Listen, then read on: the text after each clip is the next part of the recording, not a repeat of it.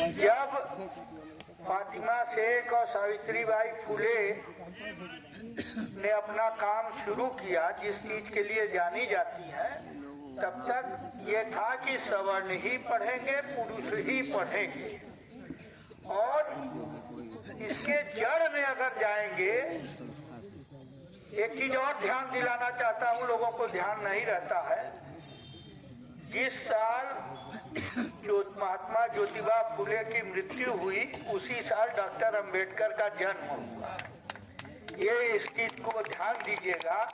और डॉक्टर अंबेडकर ने एक बात का ध्यान दिलाया था कि ये जाति प्रथा और स्त्री पुरुष विषमता, ध्यान दीजिएगा, इनका क्या संबंध है, ये डॉक्टर अंबेडकर ने बड़ी अच्छी तरीके से शिकागो में वो जाति प्रथा के बारे में जो उनका व्याख्यान था, विश्व का एंथ्रोपोलॉजी का कॉन्फ्रेंस था, नृतत्व शास्त्र का, उसमें उन्होंने बताया था कि जाति को बरकरार रखने के लिए स्त्री का शोषण कैसे किया जाता है।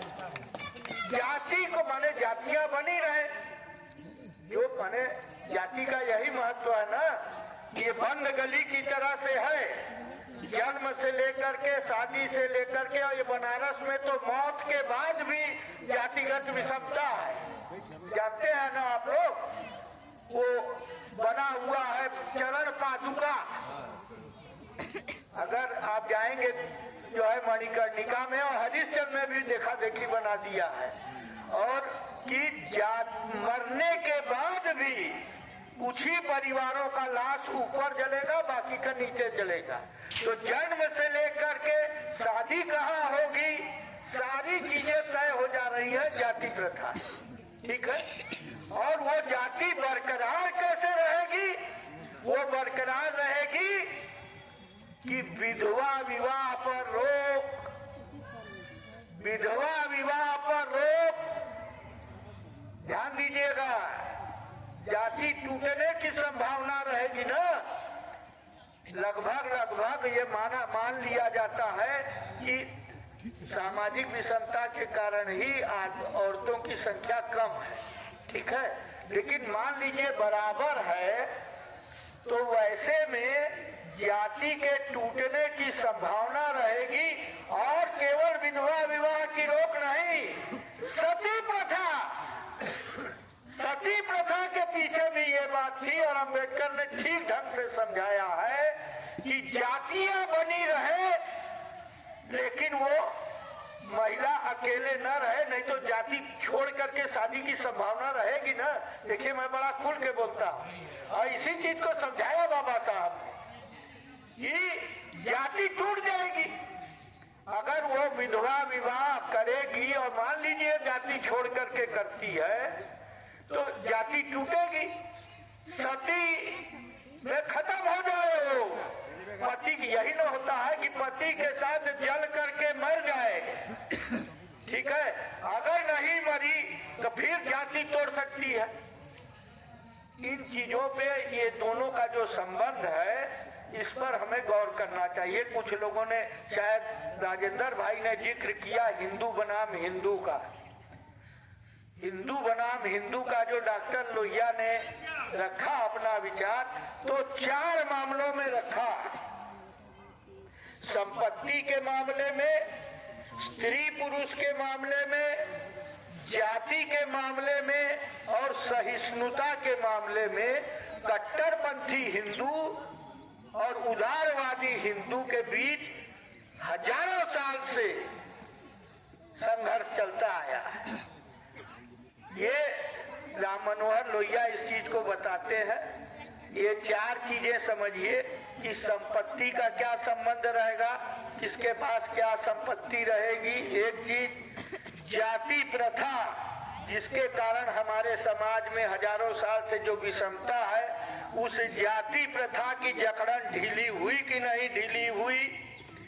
नंबर 2, स्त्री पुरुष विषमता, जिस पर आज हम लोग को विशेष रूप, आप ये जान लीजिए, अभी हम लोग फातिमा शेख के बारे में ये सच्चाई है कि बहुत ज्यादा जानकारी नहीं है। पहले इन्होंने कहा ना कि हमने पहले ज्योतिबा फुले का नाम सुना, महाराष्ट्र गए तब भी सावित्रीबाई का नहीं सुना था, और इनका तो और ज्यादा नहीं, फातिमा शेख का। और वो भी जान लीजिए कि मुसलमानों में भी कट्टरपंथी ये कहते थे कि ये तो सब पश्चिम के एजेंट है, पढ़ाना चाहते हैं औरतों को। एकदम यही बात थी उस समय कि ये क्यों पढ़ाना चाहते हैं औरतों को भाई। तो पत्थर और मैला जो फेंका जाता था, ये दोनों पे फेंका जाता था। और आप ज्योतिबा फुले का जरा सोचिए, और भी जान लीजिए। जिक्र मेरा ख्याल है कि लाल बहादुर ने किया कि विधवा का बच्चा, एक स्कूल और एक आश्रम ये वो था कि अविवाहित महिला की संतानों के लिए, मोतीलाल जी, मामूली चीज नहीं है ये। कल्पना कीजिए, आप लोग सोचेंगे कि अरे एक का जन्मदिन है। जरा सोचिए उस जमाने में कितनी गहरी और बड़ी बात उन्होंने सोची, और एक विद्यालय इस चीज के लिए किया। प्लेग की बीमारी थी, प्लेग की बीमारी थी, और जो बच्चा उन्होंने वो भी एडॉप्ट किया ज्योतिबा फुले ने और सावित्रीबाई ने, माने गोद लिया। ठीक है, तो इन चीजों का जिक्र मैं इसलिए कर रहा हूँ कि आप जो उस समय चीजें हो गई, उनको हमको कि भाई वही सब था। और पहले का जो हमने जिक्र किया कि भाई जाति प्रथा बनी कैसे रही, इसको डॉक्टर अंबेडकर ने समझाया।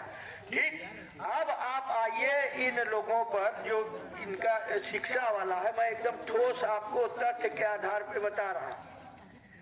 एक स्कूल खुला, फिर पूना के इलाके में इन्होंने 18 स्कूल खोला, और जो 18 स्कूल खोला, आप लोग विश्वास नहीं मानेंगे हमारी बात पर जब मैं कहूंगा, लड़कियों की शिक्षा लड़कों की शिक्षा से उस इलाके में 10 गुना बढ़ गई, 10 गुना बढ़ गई। ध्यान दीजिए, मामूली बात नहीं है। आज आप अभी किसी ने जिक्र भी किया, ध्यान नहीं देते हैं लोग। जब बोर्ड का रिजल्ट निकला ना, लड़कियां आगे रहती हैं कि नहीं, परसेंटेज में भी आगे रहती है। और एक अनुभव मैं इधर बीच का बता रहा हूँ, झारखंड में, उड़ीसा में। देखिए, अभी तो हमने 4 विषमता जो लोहिया ने गिनाया वो कहा, उसके अलावा भौगोलिक भी विषमता है। इलाके हैं इस देश के जिन इलाकों का शोषण हुआ है, तब जाके दिल्ली, बम्बई, कलकत्ता, मद्रास जैसे बड़े शहर और ये 6 लेन की सड़कें जो बनी है, वो उन इलाकों का भी शोषण है। और खेती जैसे जो हमारे अर्थव्यवस्था के क्षेत्र हैं, उन सेक्टर्स का भी शोषण है।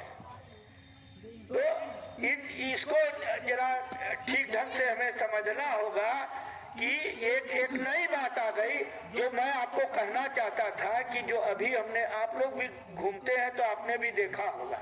हमने देखा उड़ीसा के बहुत पिछड़े इलाके में मुझको बुलाया गया एक कॉलेज में, वहां देखा और एकदम ठीक वही स्थिति लातेहार है झारखंड में। वहां एक कॉलेज में, 2 जगह के कॉलेज की बात बता रहा हूँ, और दोनों में लड़के लड़की दोनों पढ़ते थे।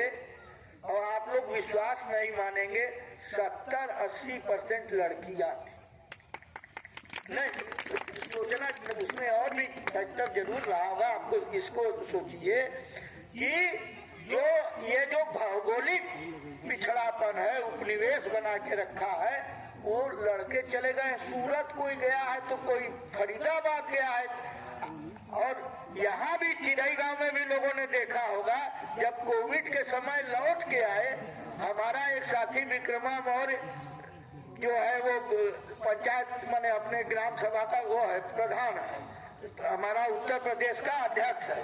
उसने बताया मोतीलाल जी की कोविड के समय 11 जगहों से उसी के गांव के लोग लौटे सबके सब। तो उसने उनको जो है वो रैन बसेरा में जो है टिकाया था।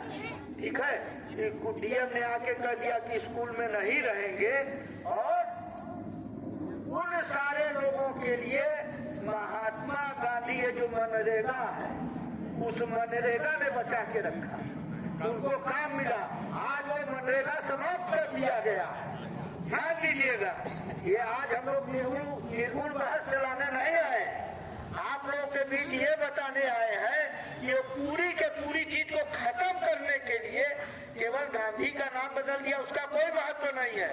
असली चीज है कि कानूनवा खत्म कर दिया जो मनरेगा की वजह से मिलता था। और एक चीज जान लीजिए, अभी 19 तारीख को माने 3 दिन बाद जैसे कानून बदला नवंबर महीने में शास्त्री घाट पे वो मनरेगा यूनियन वालों ने बुलाया था हम लोग को कि इसके विरोध में हम लोग प्रदर्शन करेंगे। आप जान लीजिए कि करीब 800-900 लोग थे। अब पूरी के पूरी महिलाएं मनरेगा मजदूर कौन थी, वो पूरी के पूरी महिलाएं थी, तो उनका रोजगार खत्म हुआ। ये ध्यान दीजिए।